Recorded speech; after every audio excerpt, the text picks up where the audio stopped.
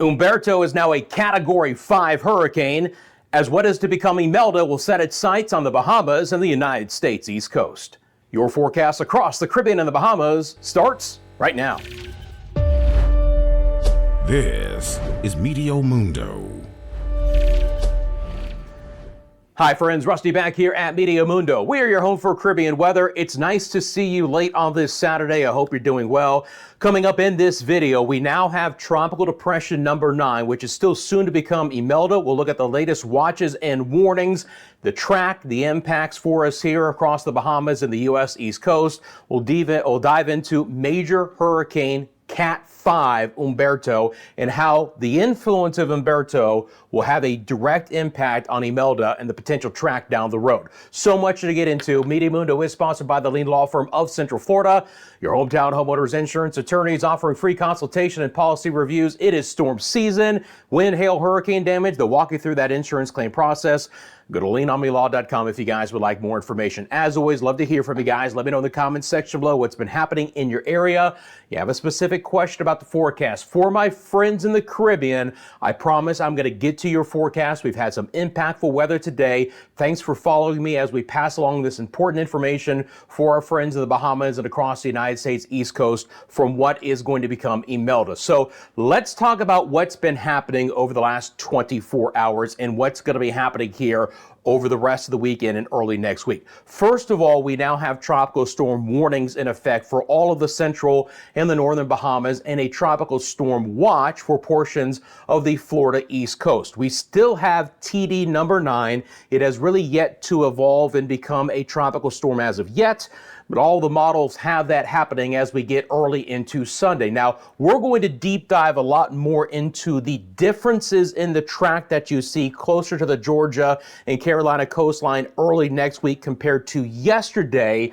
But the first thing I want to do is talk about what's happening now. So again, your tropical storm warnings, central, northern Bahamas, tropical storm watch for the Florida East Coast from the Palm Beach area north along the coast to the Flagler-Volusia County line. Again, tropical storm conditions are likely in the central and northern Bahamas starting tomorrow morning with a tropical storm potential across the Florida East Coast on Monday. Wind numbers that you see are wind gusts in miles an hour. Now, if you didn't watch yesterday's video, okay, I mentioned it, and you might want to go back and look because you're kind of mid-chapter, but I talked about how the evolution of what's going to become Imelda between yesterday and this time today was going to have the biggest influence on whether we were going to have a U.S. landfall. A developing system east and quicker would have a better likelihood of potential U.S. landfall. Well, guess what we've had? We've had development of the low-level center farther south and west and a slower evolution closer to the Cuban coastline. So now the models are beginning to pick up on this system being slower, having more impacts from Cat 5 Humberto, and we don't have a U.S. landfall. We never did even yesterday, but it's even a little bit more that the models are agreeing on a stalling system and then pushing back off towards the east. So that's the biggest difference. But again, the models aren't just kind of windshield wipering going back and forth. It's rooted in the evolution of what's been happening with Tropical Depression number 9 over the past 24 hours. Let's talk about what's going to be going on in the Bahamas first. My friends in the Bahamas, first of all, we've had some heavy rain and thunderstorm activity. We've had some gusty winds. These are, again, wind gusts in miles an hour. Now, San Salvador earlier today had a 40-mile-an-hour wind gust. So we're just going to get copious amounts of rain, some gusty winds beginning to move through. You should expect tropical storm conditions and the weather overall to deteriorate in the central and the northern Bahamas throughout the rest of this Saturday overnight and then through Sunday as well. In this direct path, and by tomorrow morning, we are likely to have tropical storm Imelda. So we are fully expecting tropical storm conditions for places like Long Island and Exuma, Cat Island, Eleuthera, New Providence, which of course includes Nassau, Andros, the Berry Islands, the Abacos, and Grand Bahama, including Freeport and Lucaya. And the weather, again, just kind of going downhill as we continue to go through late tonight and early on our Sunday. But winds are going to be picking up. We could see 4 to 8 inches of rain. We could get locally heavy flooding rains, and we get some squalls coming in, producing sustained winds of over 40 miles an hour, but gusts that could be even higher than that. And then we'll start to see conditions across the southeast coastline of Florida begin to go back down as well. Now, as you guys know, I have live cameras here at Meteo Mundo to tell the weather story. We have a couple of cameras in the Bahamas. This is a live look to the Long Island area late on this Saturday. Again, overcast, kind of the calm before the storm. There's been a few squalls here and there, but you know, this camera is going to look a lot different with tropical storm conditions in Long Island as we get into our Sunday. And then up the road a little bit here is central Eleuthera. This is Governor's Harbor. Again, you can see some of the developing low-level clouds, just a lot of moisture-laden air as what is to become Tropical Storm Imelda will begin to move into this area throughout the day on Sunday. As you guys know, I've got you covered here. Guess what, my friends? Our first live stream for a storm this year. I can't believe it's late September, and it's the first one. I'm going to be live tomorrow tracking Imelda for you in the Bahamas with some impacts to the United States East Coast, mainly southeast sides of Florida. So live coverage tomorrow. I don't have a set time as of yet, but make sure you have those notifications on. You'll know when I'm live streaming. Come join the live stream. We've got the cameras in the Bahamas. I'm going to be tracking this for you live for our friends in the Bahamas to get you covered there with the tropical storm impacts likely in this area. Now, let's kind of evolve this. Again, going to see potential for tropical storm conditions along the Florida East Coast. This doesn't mean that we're going to have sustained conditions, but from the Daytona Beach, Ormond Beach area back down towards Melbourne and Palm Bay and Port St. Lucie towards West Palm, we're likely on Monday to get some 20 to 30 mile an hour winds, some squalls moving in. We have our cold front coming in right now, and that's bringing a few showers and storms, but we could get some locally heavy rain.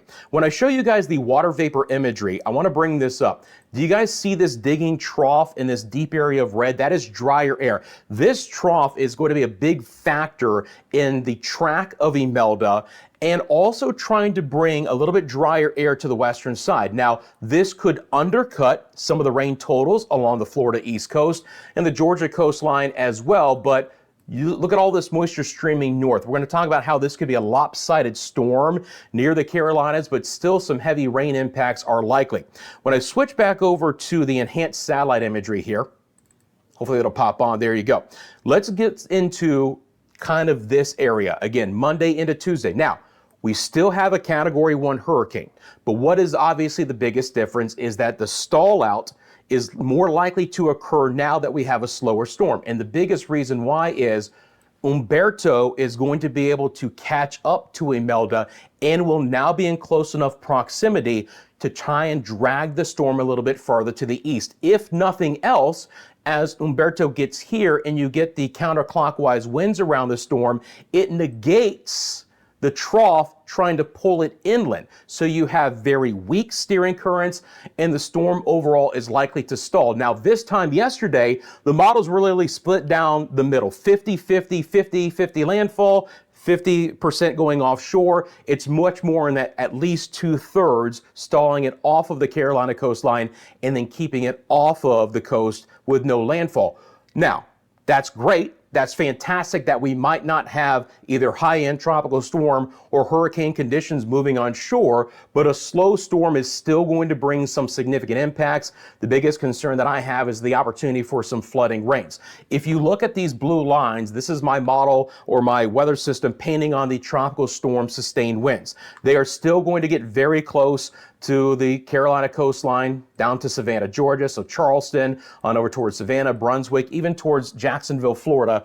We are close to having sustained tropical storm conditions, but because over a course of a few days, this storm may not move very much, I'm much more concerned about potential for some flooding rains in this area. Now look, at this point in time, as of the recording of this video, we don't have any watches or warnings tropically north of the Daytona Beach area for the rest of the U.S. East Coast, nor do we have any storm surge graphics or anything to talk about right now. Down the road, there could be some storm surge products to have to discuss, and obviously the locally heavy rainfall to go along with things. Obviously, my friends, check in with your local government and your local National Weather Service offices for the latest information. So let me break down how this goes. We'll talk more about Umberto coming up. Again, it's a Category 5 hurricane right now with winds of 150 miles an hour. It's a massive storm, but you know, at this point in time, It does look to stay west of Bermuda, but we are going to start to see some impacts here, again, as to what it might do with Imelda. Again, still TD number 9, but by tomorrow morning, we're going to have Imelda. So this is the GFS deterministic run, and I've got all the different models to show you guys. Remember this time yesterday, the GFS deterministic had landfall in South Carolina. Well, now as we get into Sunday night, first of all, you get a storm again where I do expect there to be a lot of rain overrunning the core, especially north and east of the storm. So the core of Imelda, as we get into Sunday and Monday, will probably stall out here, again, close to where we have the center. The GFS is a little bit farther west, but look at all of this overrunning rain. We could still see significant rain for the Carolinas, even up into Virginia and then coastal South Carolina and Georgia based on this. It could again be a lopsided system with drier air to the west, but north and east of the center, including again, inland locations. It's not like this storm has to get to the immediate coast to have some widespread heavy rain. That's the biggest concern at this point in time. Again, the GFS stalls it out right as you would expect as we get into late Tuesday and Wednesday, and then does push it back offshore. Again, Umberto's going to have some influence trying to pull it away, but there's also just a little bit more westerly wind overall coming through the southeast United States that should try and kick it offshore based on this scenario. Now, again, at this point in time, this is the most likely potential, right, where we stall out south of the coast without a landfall and then push it back offshore. But there are still some scenarios where after Imelda stalls out for a couple of days, it actually does go back inland, right? Nothing that I've seen today has a direct landfall on Monday. It would be a stall out scenario, meander for a couple of days, and then come back on shore. But most models try and kick it back off towards the east. That's what it looks like in reflectivity from the GFS model. Let's bring up our winds. So let's do that. So these are going to be your surface-based winds, right? That'll loop up in just 1 second. So clearly, again, you have a evolving, stronger storm throughout the day tomorrow and Monday, right? Let that loop up one full time quickly, and then we'll come back here. I want to get back into the Bahamas. We'll just watch the evolution of the storm. So as we get into tomorrow, again, where I'm really concerned with having sustained tropical storm conditions tomorrow, it's going to be from the New Providence, Andros, Eleuthera area, and especially towards Bimini, Grand Bahama, the Abacos, and Walker's Key. Again, as we get into late tomorrow, we're going to have ourselves a decent tropical storm. And then following that line, where we again have the opportunity to brush the east coast of Florida with some potential tropical storm force winds. Now, it's a watch because that's a possibility, but not a likelihood. But it could be upgraded to a warning. I think right now we stay mainly far enough off the coast, but it's going to be close. These are sustained winds. Again, 39-mile-an-hour winds get you tropical storm force sustained conditions, and that is possible with the GFS model along the east coast of Florida. So if you do live along the east coast, we're going to have some churned up surf and sea conditions. We're going to have some swells coming on shore. We already have, again, the tropical storm watch near shore and a tropical storm warning offshore, by the way. So now you have yourself, again, a hurricane here or very close on the GFS model as we get into Tuesday. If I back it up just a little bit, what's interesting is that as it slows down, it's the GFS that has it the strongest here. Again, teetering on Cat 1 strength. All the models have this high-end tropical storm, low-end Cat 1 hurricane. There's not a lot of deviation there. Now, as far as, how far away, Rusty, is this? If we pause this right here, and I take it from the Savannah, Georgia area, center of circulation is about 120 miles, keeping the brunt of even the tropical storm force winds offshore. But if it's closer to the cone of uncertainty on the western side, now the center is only about 40 miles offshore. Now you start to get the opportunity for sustained tropical storm conditions along the Georgia, South Carolina area. If we go back over again to query these winds, there's your winds in white, and they are just offshore on the GFS model. So the Hilton Head, Savannah area, Modesto Beach, Charleston areas, again, near tropical storm sustained winds, and certainly just a few miles offshore. So miles matter, right? Miles matter. I still think there's an opportunity for some sustained tropical storm conditions as the system stalls out and then hopefully pulls off towards the east. Because we are in the North American domain, I do have the opportunity to show you guys a couple of high resolution models. So let me do that. I'm going to bring up the HER model. It's our high resolution rapid refresh. We'll look at the reflectivity out of this one. Now, again, these are short-term but high-resolution models. They only go out 48 hours. So let me wipe off these wind radii. As we do so, I'm going to take a quick sip of my water and remind you guys, if you have a question, let me know in the comments section below. But you can clearly see that even in a scenario here where we stall out the storm before it gets towards the coast, you're going to have a lot of rain ahead of the system. So even, deep into the Carolinas, I do expect there to be some very heavy rainfall beginning Monday and into Tuesday. But the HRRR model is very much in line with our center track from the Hurricane Center. And by the way, because I haven't done it as of yet, here are your spaghetti plots, your tropical models. Again, a lot of recurve back east. Now, there's still a few, right, that punch it up, but there are a lot more following this track from the Hurricane Center. And we're going to look at the ensembles coming up in a minute as well. But clearly, again, the rainfall and a stalling storm is going to be some of the biggest issues. Now, let's get into the rest of the models. European deterministic model. Again, here comes Major Hurricane Umberto just west of Bermuda. We pull the storm east, but the Euro model is one that after a few days stalling out offshore in the Carolinas, it comes back on shore to North Carolina. And again, days out, Monday, Tuesday, stalled out just like we were talking about on the GFS, meandering slowly east, but eventually there's an area of high pressure building into the northeast United States that could tug it back into the Carolinas. So the vast majority of the models have it remaining offshore and moving away, but not every model. AI deterministic does that. Yes, it meanders, but it stays just offshore. So again, let me step to this side of the map. Umberto, major hurricane between the Carolinas and Bermuda. We even have a stronger storm here on the AI portion of the Euro deterministic, but again, just offshore. So in this scenario, it's still surf and sea conditions, potentially some elevated tides, some minor storm surge, and a heck of a lot of rain for the Georgia and Carolina coastline, even up towards the Delmarva Peninsula. Icon model, which had stalled this storm farther south, still stalls it south compared to most models, much more influence with Umberto, even a little bit of a spin around the storm, and then quickly ejects it away. The Icon model has always been the one with the slowest progression north, never getting to the United States East Coast, but it is farther north than what we had even 24 hours ago. And again, a deepening storm, a very strong storm, relatively speaking to what most of the models have. HAFS-A model, when we look at the winds, I'm going to step to this side of the map. I'm going to take myself off screen, actually. If you look at the bottom right-hand side of your screen, that's going to be your maximum sustained wind. So watch the storm get to the 60-plus mile-an-hour wind range in the northwest Bahamas and then become a Cat 1 hurricane. Now, the HAFS-A, you got to look at this one. The HAFS-A, and this is the brand new run of the HAFS-A, does have it farther north and west than most models. Again, there's better consensus, but I don't want to downplay the fact that there's still some high uncertainty in this, right?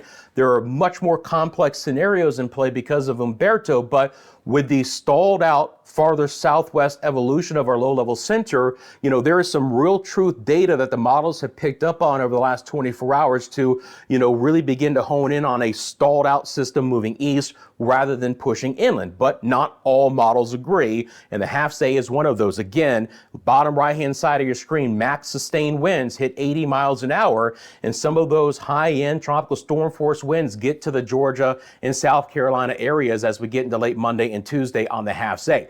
This is the H-Wharf reflectivity, so this is basically heck, what do I want to say here? This is a simulated radar, that's what I wanted to say, of the storm from the H-Wharf model. And again, notice all of the heavy rain on the north side of the storm. It doesn't have to actually get to the coastline to produce the opportunity for some flooding rains. 4 to 8 inches in the Bahamas, few inches in Florida, and we'll talk about the potential here in the Carolinas coming up, but more than that as a scenario. And then the H-Wharf pressure, okay? Gonna let this start from the beginning loop. Here you go, developing storm into a tropical storm in the northern Bahamas. Now, where does it go? Well, compared to the other models, a little bit closer to the South Carolina coastline, Monday, Tuesday, early Wednesday, and then back offshore, right? Bigger concern in a broader view is going to be the significant waves. Surf, sea conditions, rip current risk, long period swells, outrageous. The wave heights are going to be 40 to 50 feet. Even just east of Imelda and especially with Umberto. Now, this could still pull on some significant swells towards Bermuda. Obviously, the Bahamas and the east coast of the United States will all be included in this. So you want to talk about some widespread churned up sea conditions. There you go. And obviously this can translate to some problems along the coast with some higher than normal tides, some beach erosion, and still the potential for some storm surge, especially directly over the northwest Bahamas with Imelda, but down the road for portions of the eastern side of the United States. So now let's look at those ensemble members of the GFS model. Again, this time yesterday, your purple line, which is the deterministic model, was on shore. Now it's offshore, and the black squares, your ensemble means offshore. Now it's about a quarter or a third of the ensembles that are onshore and the vast majority pulling away. But again, even if this is landfall in the United States East Coast, it is a stall out, slow down, and then move inland. It's not a direct punch into Georgia or the Carolinas. Same thing with the European model, right? Now you have your ensemble mean offshore. You have 2/3 to 3/4 that are following that, but you still have some that may enter the storm near the coastline and then ultimately bring it inland. Right now, it is the lower probability scenario. And again, it's simply because this storm has developed farther south and west and slower, and Umberto is really going to basically wipe away the steering currents here in the western Atlantic basin. So my biggest concern right now, as of today, if that's the scenario, is going to be the amount of rainfall. On the European model, we're looking at over a foot of rain still as a possibility. Remember, the Euro model keeps it offshore, does bring it inland eventually, but you're still looking at, in the next 7 days, a foot of rain, even as far south as the central sides of the coastal areas of South Carolina, with some heavier rain inland as well. And there is a pretty sharp gradient. Remember, I told you, some drier air coming in on the western side. So in the European model, it really does undercut some of the rainfall totals from, let's say the portions of Savannah back down towards Jacksonville and along the U.S. Coast as well. Now, for my friends in the Bahamas, again, 4 or 5 inches of rain for the most part, but locally higher than that in a few areas as well. Here's what the GFS model shows you on that, so we can take a look at this on my weather system. And again, as I have mentioned, miles matter. 15, 20-mile difference into where this stalls out could ultimately determine whether we get this 14 plus inches of rain here, or we get it a lot closer to the coastline. Again, in this scenario, you have some significant rain totals from Wilmington to Myrtle Beach and Savannah, but look inland towards Charlotte and Raleigh. These are areas that could also get very heavy rain as well, but a sharp drop off the farther south and west that you go. So if you live in Georgia, you're not looking nearly as bad for the potential for heavy, significant flooding rains compared to the Carolinas, and even portions of Virginia in this scenario as well could have some overrunning of some of that rain, even into the central sides of Virginia. So let's break it down. The impacts as of today: central and northern Bahamas, sustained winds of over 40 miles an hour tomorrow for your Sunday, gusts up to 16, potentially even higher. 4 to 8 inches of rain, some localized flooding, a 1 to 3 foot storm surge in the northern Bahamas. Please check in with local government and officials for specific messaging. Obviously, I pass along official information, but things can quickly change in this scenario. For the Florida East Coast, the majority of the impacts will be on Monday with a 20 to a 30 mile an hour wind with gusts potentially up to 40 right along the coast. 1 to 3 inches of rain, but locally higher. Not as concerned about the amount of rain, but some squally weather moving in. And obviously the coastal conditions are going to be horrendous. Life-threatening surf and rip currents are likely. Now for Georgia and the Carolinas, 3 to 6 inches of rain, but locally up to 10. Tropical storm conditions near or along the coast. Again, it's going to be very close and dangerous surf and swell conditions. And there is still a very high uncertainty for the impacts for this area. Obviously, it looks a lot better than what it did 24 hours ago for direct impacts from a high-end tropical storm or low-end Cat 1 hurricane, but there's still a lot of play and give in this, given all the variables that we just discussed. Please check in with your local weather service offices in that area as well. Of course, I'll keep you covered here As we move on to the rest of the video, my friends, I do ask you to take a quick second, hit that like button for me. You got anything out of this video, I appreciate that. Thank you for subscribing to the channel. Appreciate you sharing this channel with your family and friends, those who are members of the channel, those who have found other ways to support via the super thanks as well. All of that goes a long way. From the bottom of my heart, thank you very much. Now look, there are other impacts from TD9 in the Caribbean. We've had significant flooding rains in the southeast side of Cuba. We've had significant flooding rains over portions of Hispaniola. We've had significant heavy rainfall over Jamaica. And guess what?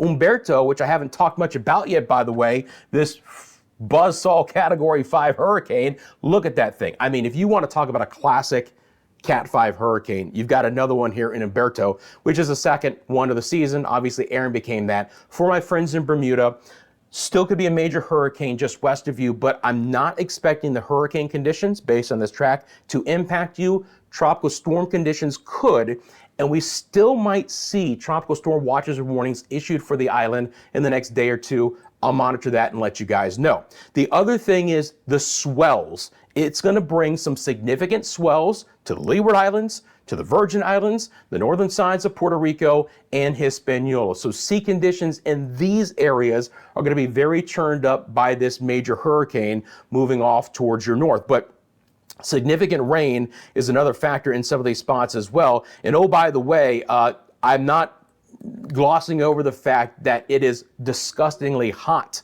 here as well, with excessive heat warnings and some feels like temperatures up to about 110. But a lot of rain, a lot of flooding going on right now through a lot of the DR and Haiti. You guys live in these areas. Let me know in the comment section below. Let me bring back on the live lightning data for you guys here as well. Make sure I bring that on. There's your live lightning count. So again, significant lightning. So it's not just some downpours. I mean, there's a lot of lightning and some convective activity here. We've had some heavier rain over Jamaica the last couple of days. It's not as prominent this afternoon as what it was, but still some downpours here or there. Very heavy flooding rains for the southeast sides of Cuba. When we take a look at the temperatures, again, I want to highlight this because some of you guys are in some trouble as far as that goes. Actual air temperatures today, upper 80s to the lower 90s. If you got some rain in Puerto Rico, consider yourselves lucky because these are the feels like number at the hour. Look at that thunderstorm right over San Juan. A little bit earlier in the day before it arrived, your feels like temperature was above 100. So passing showers and storms from San Juan to Uti Alto, back down towards the Ponce area. It's been fairly quiet, hot and dry across the eastern side of the Caribbean here. For our friends in the Lesser Antilles, a few scattered showers and a couple of thunderstorms here or there. Look at these feels like temperatures. They are baking in the ABC Islands. Again, your feels like temperatures, what it really feels like to you when you step outside, right? So actual air temperatures today, Bonaire hit 90, which is 32 degrees Celsius. By the way, for the ABC Islands, 33, 34 degrees Celsius the next couple of days, not out of the question. Please be very cautious getting out there in that kind of heat. We continue to see more thunderstorms developing over portions of Quintana Roo. Again, it's with this cold front, it's with this trough coming in, and it's pushed this rain into the southwest sides of the Gulf, so it's allowing these storms to move into the northern sides of the Yucatan. I mentioned this in yesterday's video that this could make a run towards Merida and Cancun and Cozumel. Well, they've had a stormier Saturday because of it. Scattered showers and storms to try and cool things off in Belize and portions of Honduras. It's not doing much good, but there's been a couple of isolated showers and storms here. And again, elsewhere right now, we're not expecting any other tropical storm formation, at least in the next coming days. So let's talk about Humberto's tracks. Again, Bermuda here, ensemble members keeping it west. That's good news. And the GFS model does about the same. So I do expect this to take a track very close to Aaron between North Carolina and Bermuda, but with Bermuda being on the eastern side of the storm, we have to watch out. That's always the most dangerous side of the storm here. And we're talking about a Cat 5 hurricane that is still likely to be a major hurricane passing west of Bermuda. All eyes have to be on that system. All right, back over to the model in the rainfall. I've got your island by island rainfall forecast. My friends in the Bahamas, or in the Caribbean and the Bahamas, everywhere. I love you guys. Thanks for staying with me here. You know I got you covered. We always have to deep dive into the extreme conditions with our storms, but obviously I want to talk about what's happening locally in your area as well. So scattered showers, Eastern Caribbean, another disturbance coming in, not going to evolve but it's hopefully going to try and break the heat a little bit here. I'm more concerned about the heat the next couple of days and getting the opportunity to give you a few showers, but there's not a lot of rain, especially down in the Windward Islands. The next couple of days, places like Barbados, St. Lucia, St. Vincent and the Grenadines, Grenada, TNT, relatively dry. I would like it to dry out a bit over Hispaniola. That should continue to be the case starting tomorrow, but there's still a good chance for some rain here locally for tomorrow. So Santo Domingo, Punta Cana, Port-au-Prince, Lacaille, all in store for some pretty widespread showers and storms.